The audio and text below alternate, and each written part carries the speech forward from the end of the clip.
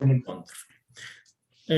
Thank you so much, Professor Ernesto Reuben, for accepting our invitation to give a talk here at the Economics Research Seminar Series at the American University in Cairo.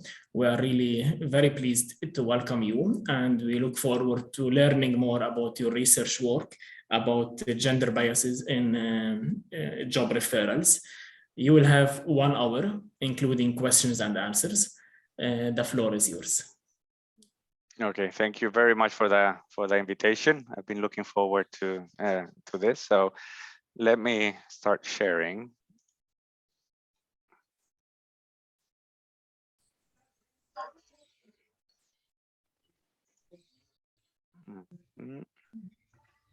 Can you see the?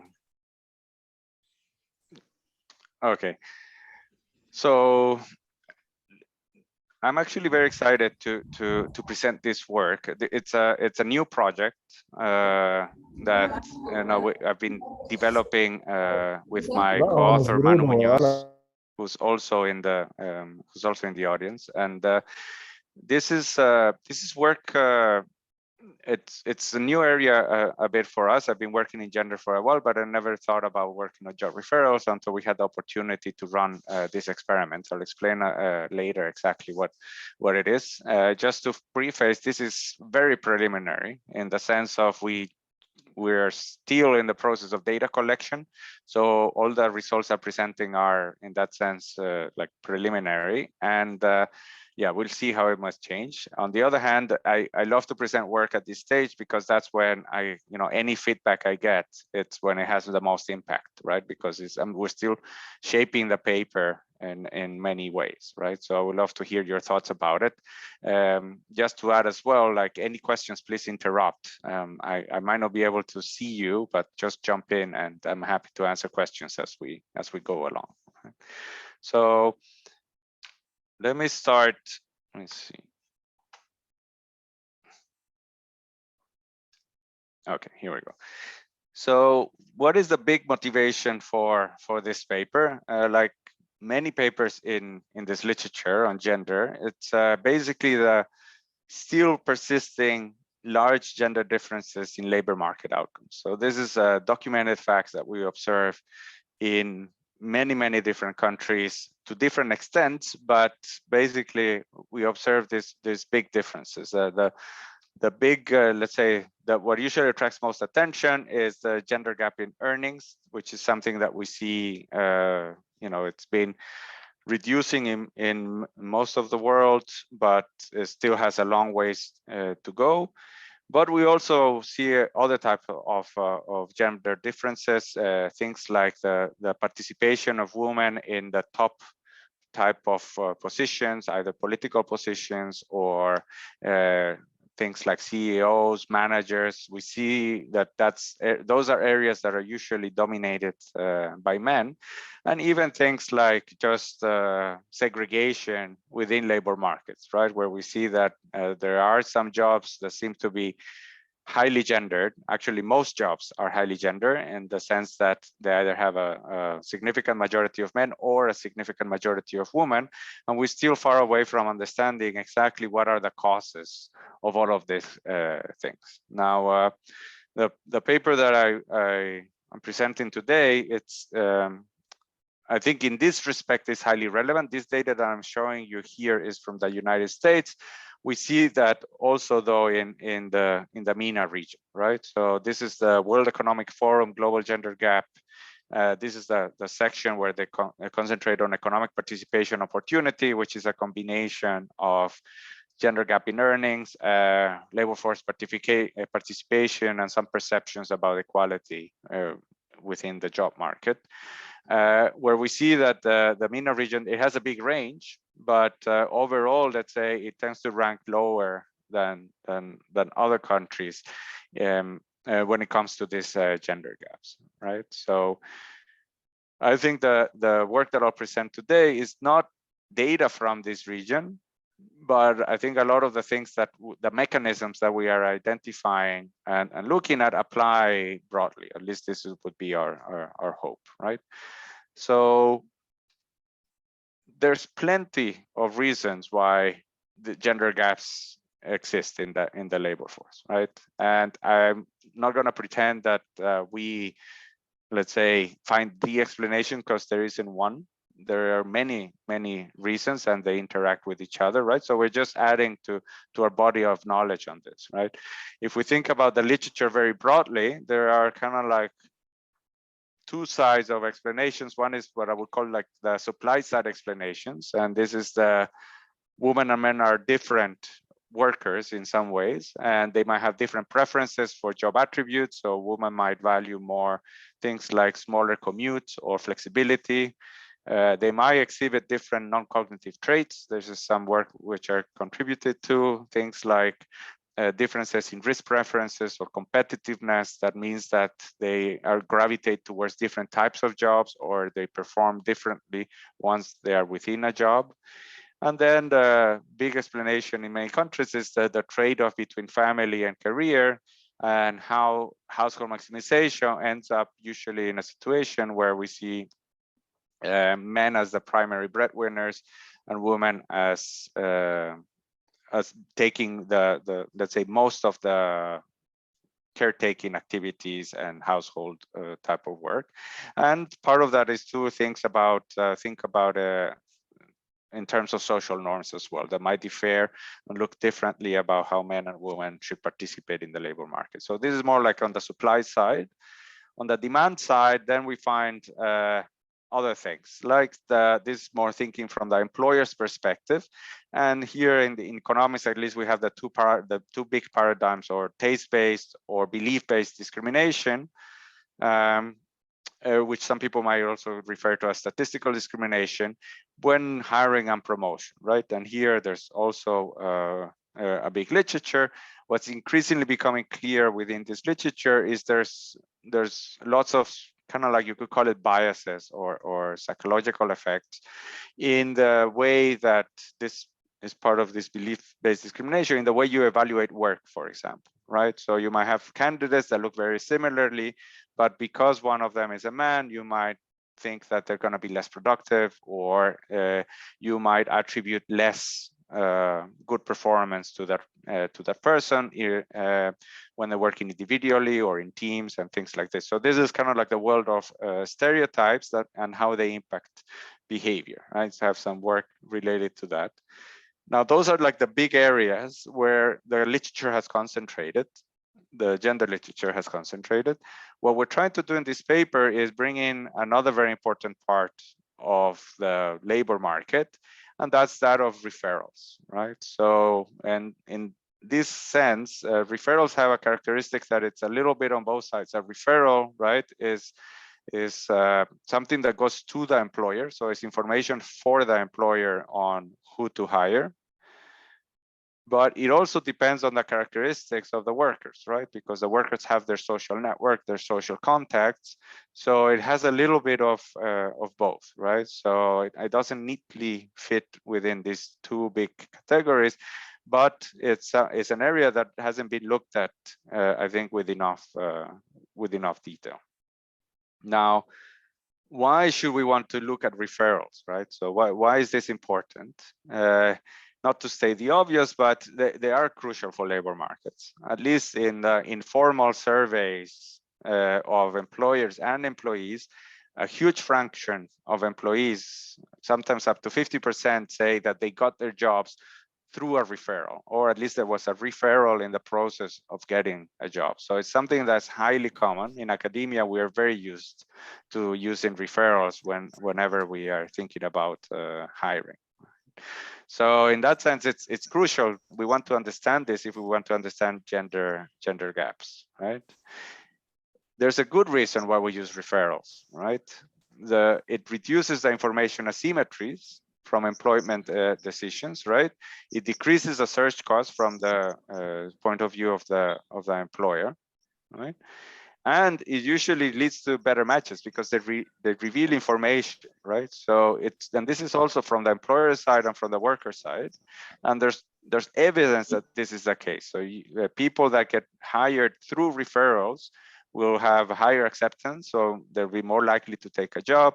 They usually exhibit higher productivity compared to those that were not referred, and they will show lower turnover, so they're less likely to leave the firm. So there's lots of evidence that referrals play this crucial part, and there's a good reason for them. So this is another way of saying they're not going to go away, right? So they're very useful. We want to understand them, but that doesn't mean they're free of other types of biases like the ones we're investigating here.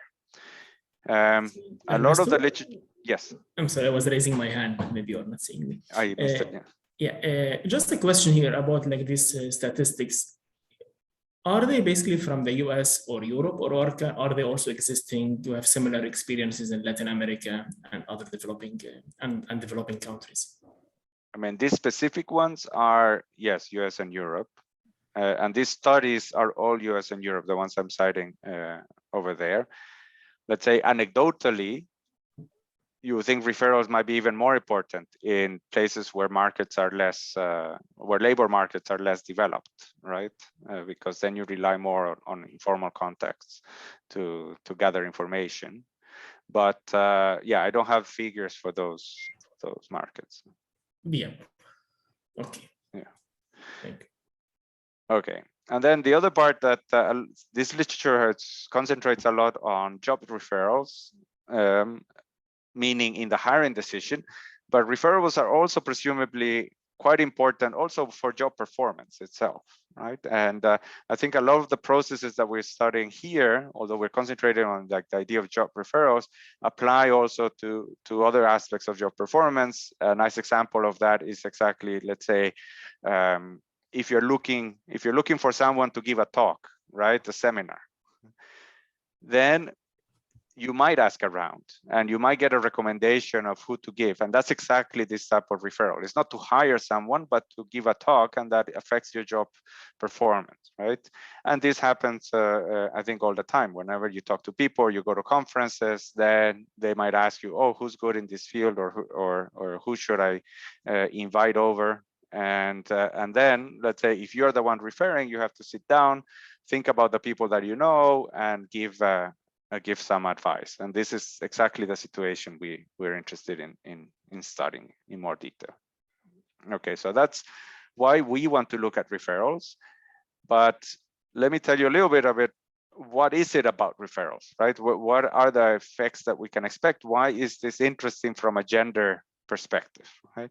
And here we're building up on previous literature about the characteristics of referrals. One is that referrals are prone to favoritism, right? So you might refer your friends as opposed to the best person for the job. This is a crucial, let's say, characteristic of referrals. And there's some suggestive evidence that maybe there's some different gender differences in this respect, that men are more likely to refer their friends and use favoritism than women. But the evidence is not, it's just that we found one study, and it's not super conclusive on that point. Here, there has been some work showing that you can mitigate the effects of favoritism by providing incentives, meaning paying people according to the quality of the person that is being referred, right? So maybe some of this can be mitigated, but you still want to see whether there's an element of this in gender differences in this respect, right? So that's one aspect. The second one, which is, probably why referrals are usually thought of as networks, is that referrals does rely on your informal network, right? Like you can only be referred by someone that knows you. Mm-hmm. And here there is lots of evidence. There is lots of network homophily with respect to gender. So men and women, so men are typically more likely to know other men, and women are more likely to know other women than across the two genders, right? So this is, in some people might call this like the all boys network if we're thinking about job hiring and things like this. But this is something that is very clear that happens in all kinds of different industries, in educational choices, and we see it even, let's say, within academia. It's also very clear. And just to point out here, like the reason why let's say men might know more men and women might know more women, some of it might be indeed a desire, let's say, to interact more with someone from the same gender, but this could also be driven by other things, right? It's not necessarily that men are looking for men and women looking for women for this to happen. It could be driven by, for example, different networks or different interests. So this is within economics, we already see this, right? So more women are working in things like health economics or development economics than in things like theory or political economy, right? So, and this might be, I mean, I'm not making any clear statements here on this respect, but this might be purely just because they're attracted to different type of research questions, right? But what are the consequences of this is that, you know, if you are talking to an econ theorist and you ask them, oh, can you tell me the name of like a good economist? You're not asking specifically for a theorist, of a good economist, they're more likely to refer to you an econ theorist, and those are more likely to be men, right? So just because of these different interests, you might have this type of effects in terms of gender. And then finally, and this is the part where we're bringing in more like the behavioral component, is that referrals, if you think of the actual mental process of this, right?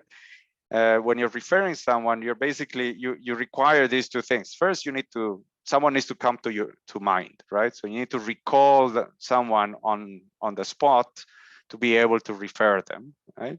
And the other one is that you're able to evaluate whether the people in your network are good or not, right? So these are two areas where we think there could be gender effects here, right? So cognitive biases due to gender stereotypes and differences in interaction could be introducing gender differences in who you think is good at a particular task and who you recall when you're asked to give a referral, right? So just to give you a sense of here, so like I mentioned before, there's evidence that says that men and women there might be gender effects when it comes to evaluating other people's work. So you might know your friends, or you might see someone presenting in a conference, and if they're a man or a woman, you might make a different judgment of how good they are. So that's one effect.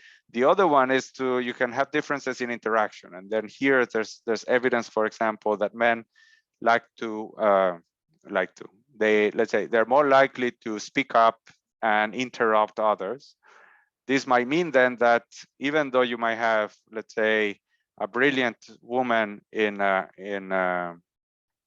seminar, if that woman doesn't ask a question, you as a speaker might not know that she's actually really good, right? So even though you were in contact with them, you might get different signals or have different impressions about the quality of someone. So these are all the effects that we're thinking about when we're thinking about referrals, and why gender might play a big role in this dimension. Okay. Now, why hasn't there been a lot of research on referrals? Part of it, I think, is that there are big empirical challenges to this type of research.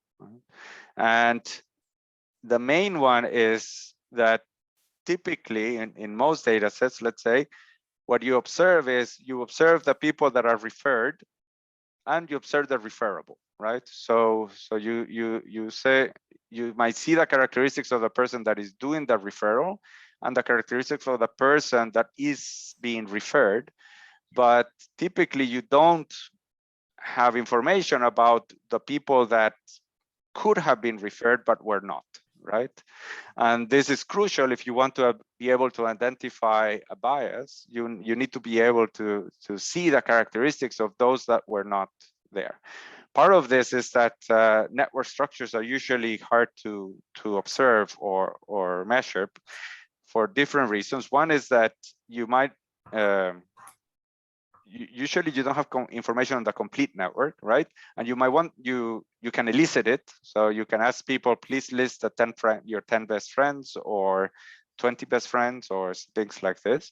The problem with those elicitations is that, again, you can have biases in recall there, right? Because you're asking people to name. And there's limits to what you can do. So you can elicit simple networks that way, but a very complex network where people have more than 20, 30, 40 links would be very cumbersome to elicit in this particular way, right? And then you are never sure also whether you're actually eliciting the right network, right? Because you might be asking people about friends, but when it comes to referrals, they don't use their network of friends, they use their other type of network of acquaintances or co-workers or something like this. Sorry, Okay, Ernesto, I have yes. another question. And please, everyone, anyone who wants to ask any question, please raise your hand. You do not need to wait until then. If you have any clarification question or so, that would be more helpful for our learning process here. And I think Ernesto would also appreciate that. Just here, one question, two small questions from my end to understand a little bit more. Are we able to distinguish between the sample bias and the stereotyping in this research or in the recent research? Am I really having a bias because I don't know any women, or because I'm stereotyping against them? And my second question is about, in terms of the design, when we say within the empirical challenges here, can we think about a design as an RCT where basically hiding, for example, the gender and seeing whether they will get more callback, as we see like in some of the experiments in France with the names of people like Mariam versus Marie, or Richard versus Rashid? Are we able to think along these lines in terms of the design, or are we more restricted in this kind of research? I think we're more, I mean, let's say, to answer the first question, in my opinion, no. I think, and this is like one of the contributions of this paper, where, I mean, we'll see if I convince you that I think we can do that, right? But typically you can't, right? Precisely because if you don't have the complete network, you don't know you cannot measure like the sample bias, right? So you don't know which one it is. So the second one, the problem with referrals, I guess, is you could, in principle, construct settings that are gender neutral in that sense, right? But I mean, it has its trade-offs, right? This is something that I mentioned later on. I mean, like the paper that we're presenting here, we're using a real network of real people. That the network, we don't create the network. The network is a network that exists, right? And this has nice properties, this in the sense that it mimics what we observe in labor markets, right? You're usually in your network, you know the gender of the people because you were in contact with them. That's why they're in your network, right? So doing something like a blind gender setting, you would have to completely take it maybe to the lab and recreate networks there. And the limitations there is that usually then you can do only very simple networks. You cannot do these very complex networks. And a lot of the things that we're interested in, things like biases in recall or things like that, would not happen if the network is very simple, because you're not going to have difficulties remembering everyone in your network, right? Thank you. Okay. And then lastly, another empirical challenge here is that ability is usually subjective, in the sense of, you refer someone because they're a good economist, but what a good economist means to me might not be the same that it means to the employer, right? So there, if I'm referring someone that employers realizes, oh, this is not the person I was looking for, it's not clear whether it's because I'm being biased or I'm not being able to evaluate ability, or it's just that we have a misconception of what those skills are. I think there's a question. Yes, me. The thing I don't understand, it's what's the link between the referrals and the gender. So now I'm not referring someone that I know because she's a girl or he's a man. I mean, let's say that would be the observation, could be that. Now, why is it because they're a man or a woman? Let's say if it's that direct, probably not, but it could be for many reasons. It could be that you're not referring part of it could be just a network structure. You're not referring a woman because you don't know any woman, right? The other one could be for the things that I said. Maybe you know some women, but when someone asks you for a referral, you just don't recall them, right? They are in your network, but on the spot, they don't come to your mind. Or maybe you do recall them, but you miss, let's say, you don't know that they're very good, or you don't think they're very good, right? And there could be biases introduced there. Okay, I understand. Thank you. No, so I'm not thinking of a simple like I don't refer you because you're a woman. There's probably some link with this idea of recall or the idea of biases in evaluation.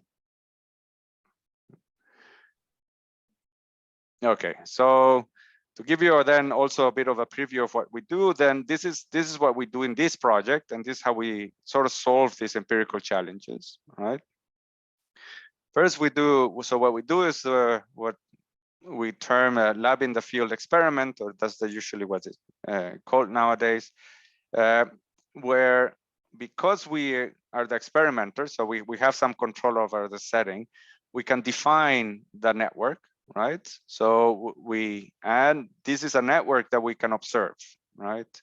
So we tell participants basically, you need to refer to us someone using this specific network, right?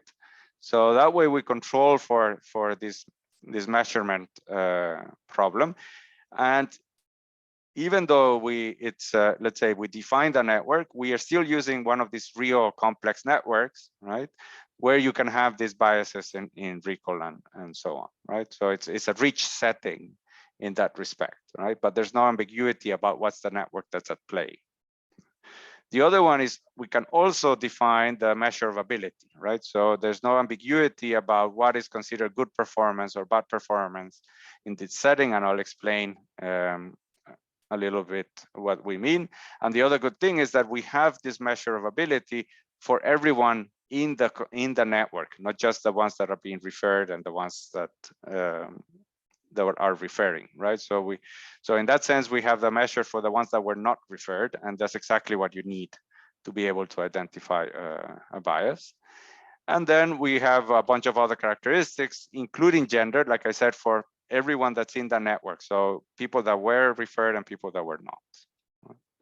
Now, let me go in more detail so you can see what the setting is, and then I'll show you some of the results, right? So this was a study that was run in Colombia. The specific university is a mid-sized university, the Universidad Autónoma de Bucaramanga. It has approximately 6,000 students across all social classes. So there's some well-off students and poor students. It's a combination. And we have the reason we're doing this experiment here is because we have access to administrative data on gender, age, and other things, and also entry exam scores. So these are, like in the US, you would have SAT scores. Here you have some entry exam scores that everyone takes. And this is going to be our measure of ability, right? So this is an exam that everyone takes in the university. I mean, everyone that goes out of high school wants to go to university takes this exam. It's a big exam. There's high stakes because your grade there determines which universities you can attend, and also within the university, which majors you can follow, right? So this is something that students care about. Everyone usually knows their own score, right? So it's and what we're going to be doing is we're going to be taking the scores. I mean, the exam is 5 tests, but we're going to concentrate in 2 of them: the math part of the test and the reading part of the test. And we are already here with choosing math and reading because math is usually a stereotypically male task, and reading sometimes is this stereotypically female task. So by evaluating differences between these two, we can start studying the effect of stereotypes in this aspect, right? Okay. And then I told you we define the network.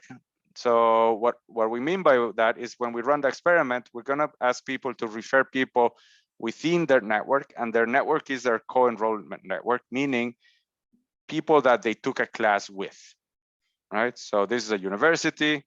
You take a bunch of classes, you have a bunch of classmates, and that constitutes your network, right? Overall, we have the data for 4,555 students, right?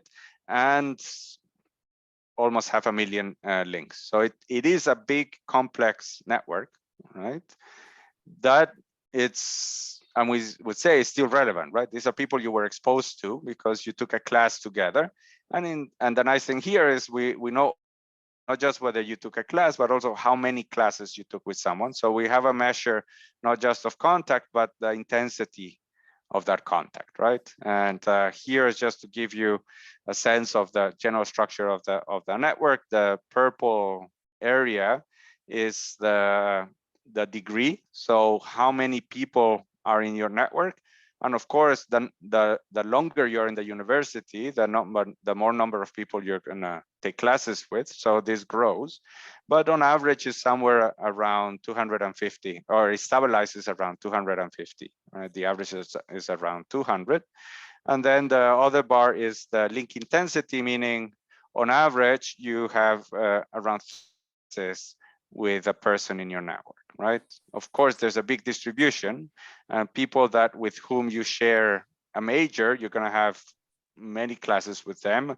And there's some people you just took one class because it was some sort of like core class or something like this. Ernesto, here we have a clarification question from Lori. Lori, maybe you can ask your question.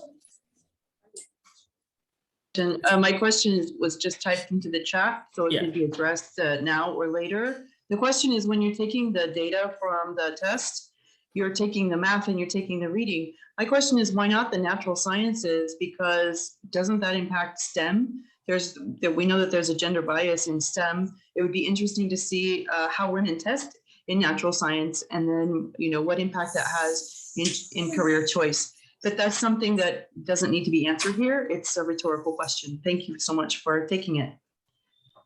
No, that's a good question, and we thought about it as well. I mean, we had limited. If we had a lot of time with the students or with the participants, we would have asked for all of them. But we knew that if we make the experiment very long, then we're going to lose a lot. Very few people are going to complete it. So there was just, it was not lack of interest. It was just lack of, let's say, we just wanted to maximize the number of people participating, and we were afraid of that. So we concentrated in these two just because in the literature that there's a lot of papers relating these to math and reading, but I agree that that's natural sciences would have been interesting as well. Okay, so this is the network. As you can imagine, the network depends a lot on majors, right? Because people take classes together. These are just some visualization of, and to give you some sense of the distribution of majors: engineering, health, which is mostly like pre-med, econ and business, and so on, right? So the interesting thing here, what we want to concentrate on is gender, though, right? So this is the overall gender statistics for the network as a whole. There we find it's 57% women, 43% men, which looks kind of similar to what we see in many universities nowadays, where there's a majority of women, right? And what I was saying before, you do see what I mentioned before. So men and women will have different networks, and this is the distribution of women in an individual's network, and this is just the histogram of that. And then what you see is that men are shifted to the left, meaning on average, men will have fewer women in their network than women will, right? So we see that separation. So this is not unlike what we see in other types of networks. Like I mentioned before, part of this will be driven by interest, right? So you do, let's say, more women will do psychology and more men will do engineering or econ, although econ is around 50-50 in this data. So part of that is this, but we observe this even within fields, right? So even, let's say, and here's an example with the STEM, that would be the example you see there. Even if we look at only at engineering majors, then we observe that men within engineering are more likely to be know more men than women in engineering, right? So even within fields, we observe some of this that could be driven by some of it interest within the major. Some of it could also be that you are friends, and when you're selecting classes, you go with I mean, you coordinate with your friends to have the same class. Okay, and then this is what we do. So when people participate in the experiment, we give them basically this task to do. We ask them to refer to us someone from their co-enrollment network that we ask them to refer to them the best person they think that got the highest score in this entry exam, right? And we ask that for math and for reading. And it looks something like this, right? So you would go there and you would start to type a name, and then you would get the list of people. And there you could, you could choose. We gave them some limited information so they could identify, because there's some common names. So then you will be able to see the year in which they started and their major, to know that you're picking the person that you have in your mind. So notice here that it's not like we give them a complete list of names in that network. They still need to think about a name to start to type it in, and then they can identify the person. So their aspect of recall is clearly there. Right. So they do this for math, they do this for reading, and this was randomized. So some people did math reading, other people did reading math. I'm sorry here, Ernesto, maybe I missed this point. Before asking them about the recommendation or who they would recommend, do you ask them also about who their friends are, who their networks are, or only you take it from the courses that they took? We take it only from the courses. But why don't we also, given it's in this experimental setting, why don't we also ask them before about who they would recommend, who their top 10 friends are, or who their network is, and maybe give them maybe how many males or how many females, and then this would help us know whether it's biases coming from the network that they are in, the actual network there. Maybe I'm in a class with all males, but I'm only friends with the females, or the opposite also. So it's that would be more direct answer. And here I would be able to see whether the bias is coming from my actual network, real network, the friends network, or really stereotyping. I know many females, but when it comes to the recommendation, I'm recommending the males.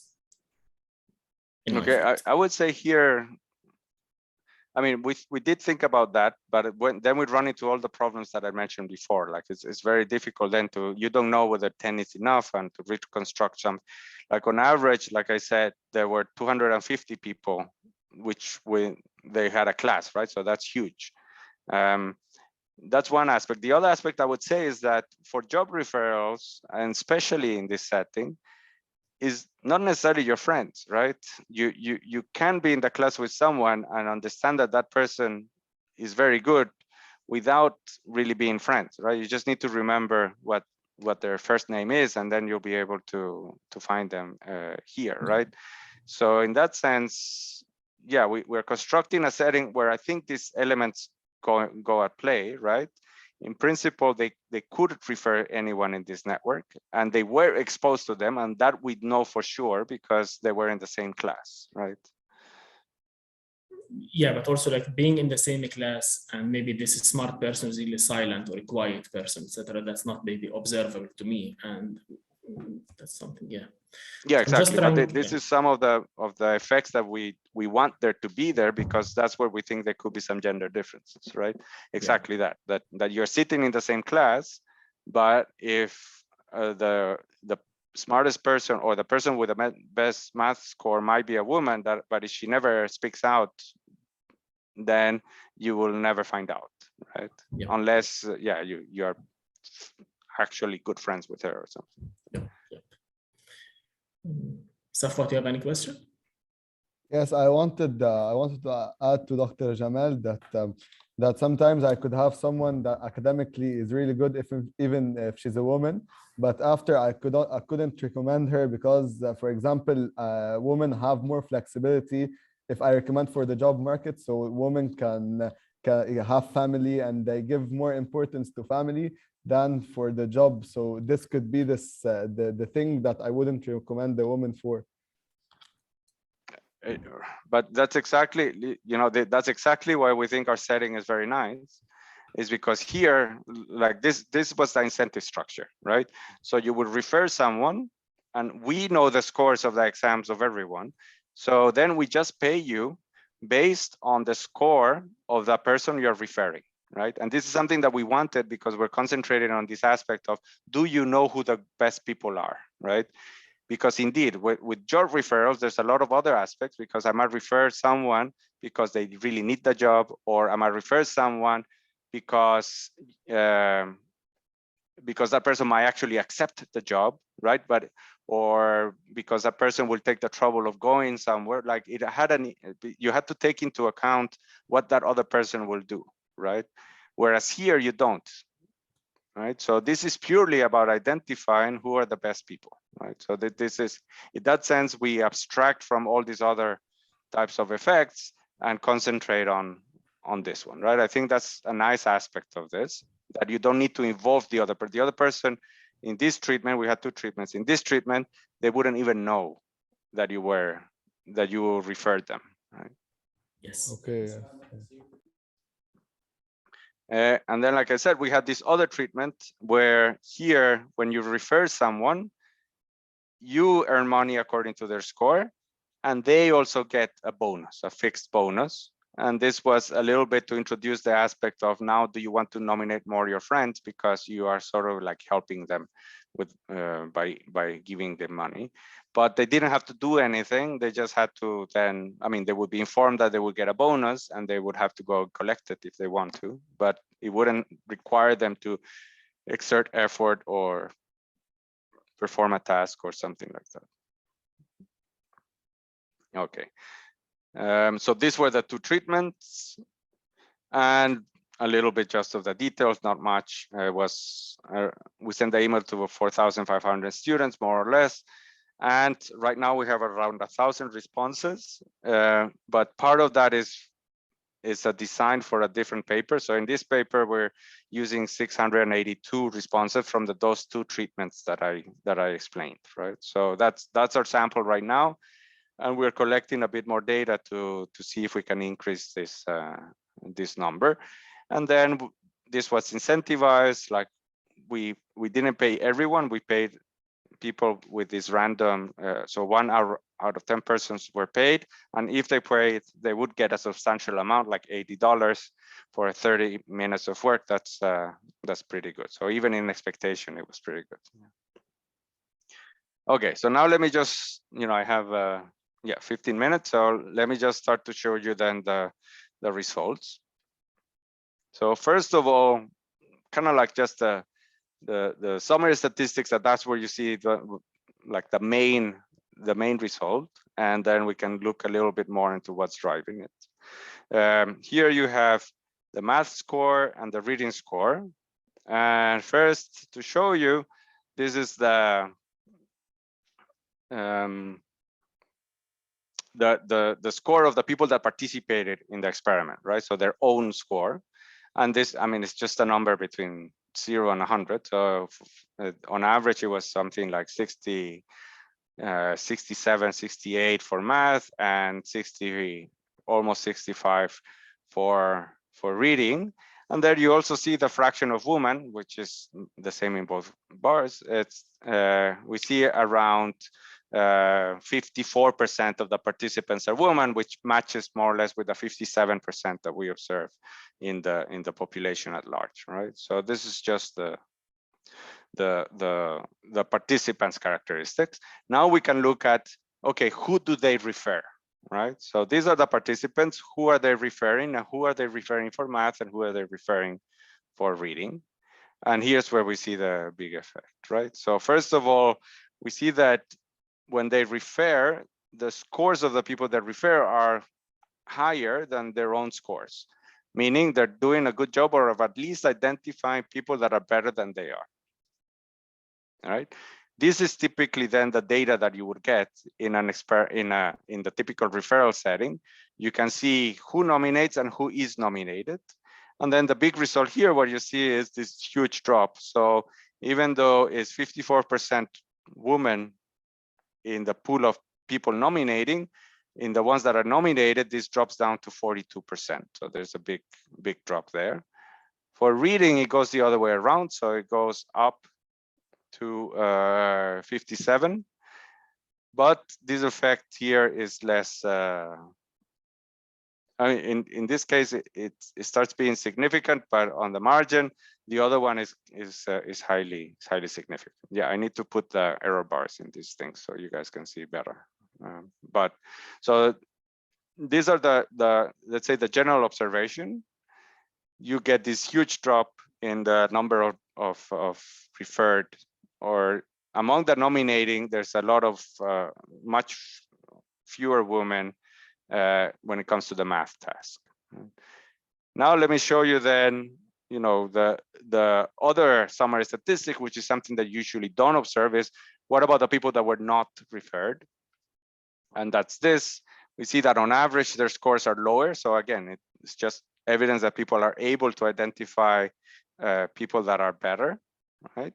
And there we see what you would expect is the fraction of women in the networks actually is not lower, right? So it's clearly that they're nominating fewer women, but not because there's no woman in the network. Yeah. Now, there's many reasons now why this could be the case. Part of it is indeed that maybe it's driven by the network structure, right? And part of it could be driven by this psychological biases or stereotyping, or like like what Jamal said, the sample selection or the stereotype. And here also, Ernesto, are we seeing this result also across different fields of study in the engineering, in the econ, in different areas, or is it like the pooled in the whole university together, the whole sample together? Because it's only, I understand, 600 students. That's the last. Yeah, so we cannot break it too much. But what we see is by field, we don't find any big differences actually. So we see the same drop off in math for both. I mean, what we can separate is something like we've done like STEM versus the rest. Yeah. And we see the bias in both. That's really a strong result here. And I don't know whether we have heterogeneity across different fields, the system, but I don't know whether the data for now or later would allow it going in this direction. No, only if we classify them in these big like buckets, yes, like STEM or yes, business, yes, something like this, but not if we go into specific ones, then yes, for many fields we have too few observations to say something conclusive. It's interesting also with that in the reading also we see this drop. It's sharper in the math, but it's also in the between the score and the recommended one. Yes, yes. But this is more or less what you want to see. So here you see, let's say, comparing the light, I guess light blue is it? The light blue bar is telling you what's the average math score in the network of the people that could have been referred, which is much bigger than the people that participated, right? Yes. So there you can already see that there's some selection into the experiment because the scores of the people that participate are higher than the ones that of the ones in their networks, right? So we do have some selection into the experiment there, but the nice thing here is we don't need to worry so much about that because we can observe the whole set, right? Yeah, but here also what I'm a bit more interested in is really the difference in the purple between the two graphs. The drop, the difference between the magnitudes between the score and the nominated in the math and the score and the nominated in the reading.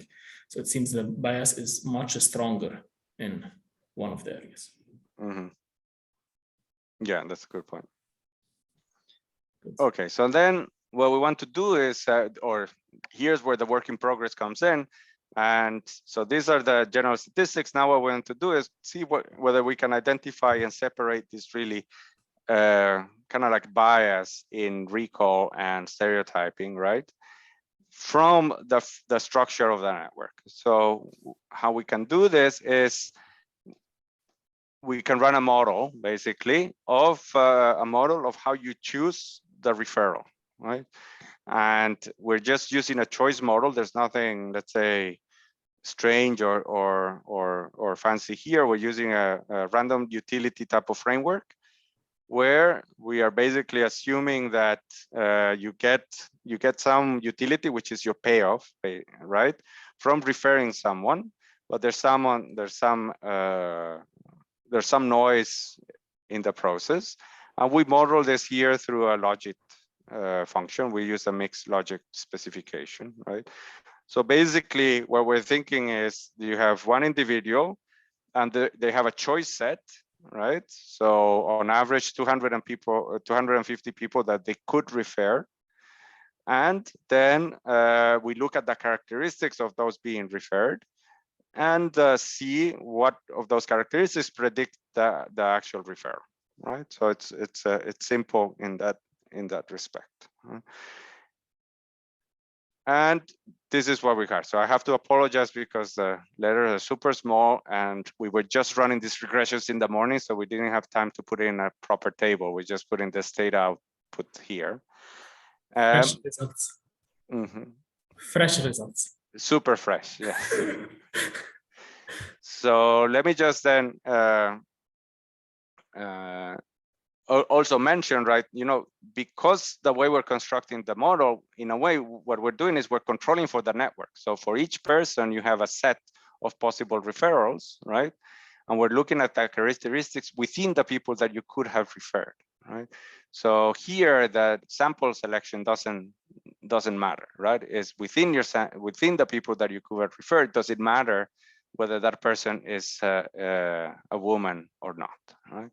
And here in the most basic specification, this is just this is for math, for the referral for math. And this is just, if we just put gender as a characteristics of those that could have been referred. And there we see this strong negative coefficient, which just confirms that even after controlling for the network, you have this strong bias to refer men over women when it comes to the math score. That's on average. Then what we can do next, what we do next is introduce these two variables, what is labeled here score and tie. Score is just your actual score in the exam. So this is your objective measure of ability, right? And tie is the strength or the intensity of contact, meaning how many classes you took with the person, with the other person, right? So high scores here, many classes in common. When we introduce these two things, then we find strong positive coefficients for both, meaning what we said before, or confirming what we said before, that you are more likely to nominate someone the better their score is in the math exam, right? Which is something you want to see, right? This is, they're able to identify the good scorers, right? But what you also see is that the time matters a lot, right? So the more classes I have with someone, then the more likely I am to refer them. And here I'm interpreting this as this is more of a psychological effect, right? If you have more classes with someone, you're more likely to remember them. So it's not because you're friends. Here you don't have an incentive to nominate your friends exactly. Although here we're pulling both treatments, but I'll show you that there's no treatment effect. So it's not that you're nominating someone because you're friends. It's just because you know them better or you remember them better, then that you're more likely to nominate. Right? So that is this tie effect. But what you see is that the introduction of these two variables does not affect too much the gender variable. So even controlling for these two things, we still see that women are less likely to be referred. So another way to say this is, if you have a man and a woman in your network that they're equally good, you're still more likely to nominate the man than the woman. And not just equally good, but equally, like you've had the same amount of classes together, right? So yeah, it does look like a bias in this respect. Then here, not much going on. It's just the interaction with the treatment. So this is a treatment where you could also earn some money for the others. We don't see much effect of the interaction, so that's why we're pulling the data, also because we only have 682. So in that sense, it helps us. But yeah, results don't change then when you run the two treatments separately. Question? Yes, Muhammad. Hello, Ernesto. Very good research. I'm so happy to attend today. I just want to ask you about again. Maybe I just missed this because the connection was bad on my side. What did you ask them to recommend people for? For their score, so that they got paid according to their score in this case the math part of the entry exam.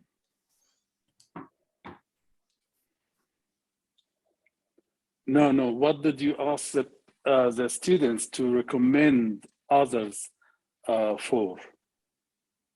Like they made recommendations, didn't they? Yes, I mean it's a, I would say it's a recommendation, quote unquote. They were referring a person, but not for something. They didn't have to do, the person that was referred doesn't have to do anything. They just had to, maybe the proper word for the actual experiment would be they had to identify someone. They had to identify the person with the best math score among the people they've taken classes with.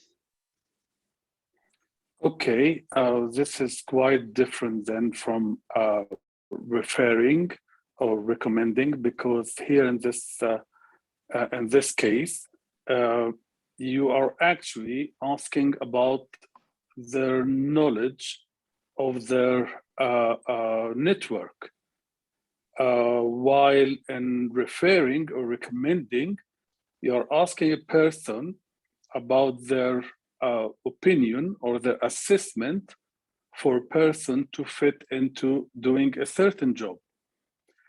So I just don't know, what do you think? I would say maybe there's a, I mean, referrals have different forms. I think what you're talking more is more like a recommendation letter. Whereas a referral, in the way we're starting here, is more like when you run into someone and you say, oh, I'm hiring this year.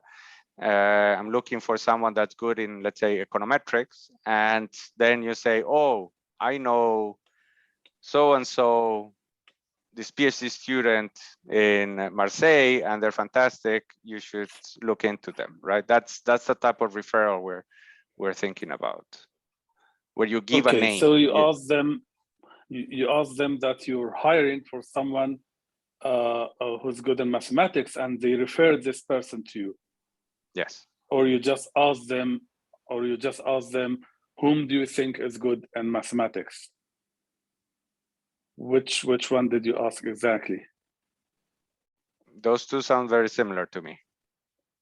No, because if I am actually having a job and I'm asking you to refer someone to this job, so you are thinking about benefiting that person, okay, with that job, or if that person is fit to do that job. However, if you are asking me who's good in mathematics, this is quite, straightforward. I will tell you the people whom I think that they are good in mathematics.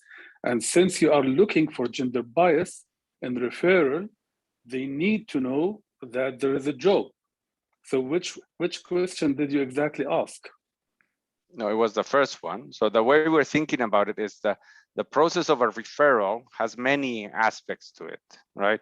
One of it is how you evaluate, for example, fit, or whether this person is a nice coworker, or like all of that. You could think of it as characteristics of a particular person that determines their output later on, right? Here, because it's an experiment, we can simplify that into one dimension, which we chose to be the math exam, right? And that's what we're asking for, like, because we don't want ambiguity about what we want, right? And then they have to identify that person within that network and tell us who they are, right? But here we don't have a job per se, because because we want to concentrate on the aspect of referrals that has to do with identifying a particular ability. Okay, but then in this case, you are actually measuring some sort of familiarity. If I'm familiar with those people levels in maths or reading or English or whatever, or not. You are not actually measuring here the bias in referral. I mean, the identifying is an essential part of referrals, right? Referrals have other things as well. The nice thing of this setting is that we can concentrate on one thing, which is, can you identify the best people? Okay. Okay, thanks, Ernesto. Thank you. Sure. Maybe in the interest of time, Ernesto, I know maybe also have commitments, so we can wrap up. And if there's any additional questions, we can also come back to them. Yeah, let me just very quickly, a quick snapshot. Anyway, these results are preliminary. We do have this strong effect of men. Let's say men are more likely to be hired for this math task. When we start to break it down, then we start to see here what we have is number 4 is men, number 5 is women, the people doing the referral, and there's where we see some a gender effect there. Mostly the bias is driven by men, right? So men referring or identifying, they are the ones that are less likely to recommend or give the name of the woman. For women, we don't observe that. And then finally, but this I can go very quickly. Maybe I'll stop after this one. This is just the same regression, but here we are interacting gender with the score and tie effects. And this tells us something about the ability to identify, right? And what we see here is that the coefficients for men interacted with score is bigger than the one for women interacted with score, meaning that as your score goes up, right, you're more likely to be nominating, but this is particularly true for men. So that means that at the top of the distribution for the very high scores, that's where you find the biggest gap, right? So in that sense, it's a pretty serious gap because it widens as the score goes up. And actually, we also find that the same thing happens for the tie, but that is only the diff in diff there is only marginally significant, right? So I think I'll leave it there. Those two is just breaking it by gender. For verbal, quick takeaway, there we don't find anything basically. So there's no biases there, meaning it is not just a bias towards, it's not just a pure gender. Let's say I don't refer women, or I cannot identify which women are good. Has to do with a task that you're in, right? So in the male stereotypical task, there you find that bias, but not in the other one, right?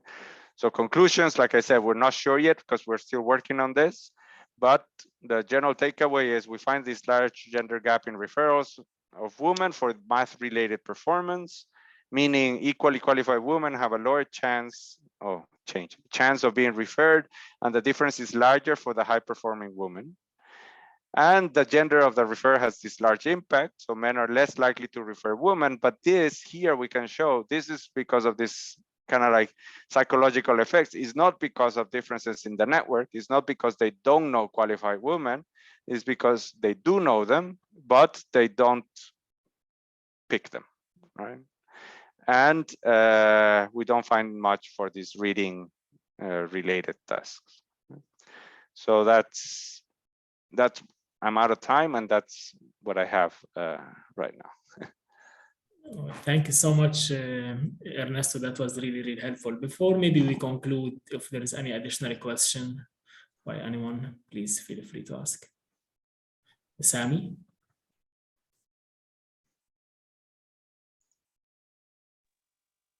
Yes, hello. Yes, please go ahead. Thank you for presenting today.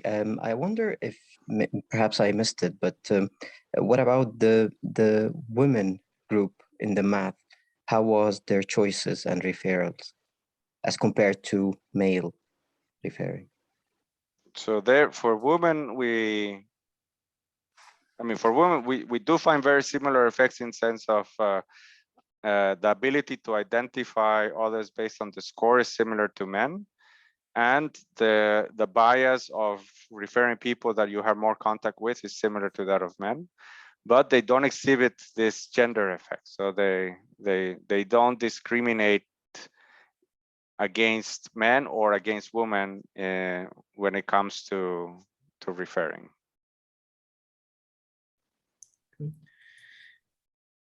Good. And also have here a comment in the chat, if you don't mind, Ernesto, from Lori.